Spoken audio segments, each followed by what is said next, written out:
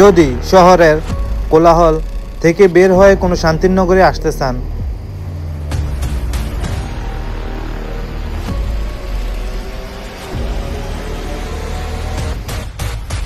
তাহলে চলে আসেন পার্কে খুয়ান কার্লোস। আমি এখন আছি মাদ্রিদের আধুনিক পার্কগুলোর মধ্যে অন্যতম বিস্তৃত একটা পার্ক, যে পার্কটির নাম হলো পার্কে খুয়ান কার্লোস, যেটি মাদ্রিদ শহরের ভিতরে 160 হেক্টর জমি দ্বারা নির্মিত, যেখান থেকে পুরো মাদ্রিদের সুন্দর ভিউ 360 ডিগ্রি অ্যাঙ্গেলে দেখা যায়, যেখানে আছে লেক।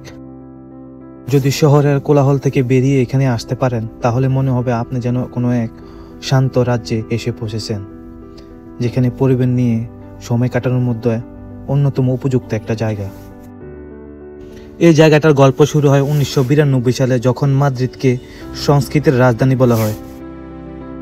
আজ এই পার্কে আছে লম্বা হাঁটার পথ, লেক এবং অফিসিয়াল নদী, আর সাজানো আছে বাগান, যা প্রতিদিন হাজারো মানুষের বিশ্রাম এবং বিনোদন কেন্দ্র। আর সবচেয়ে আকর্ষণীয় জিনিস হচ্ছে এখানে ছড়িয়ে আছে 19টিরও বেশি ভাস্কর্য।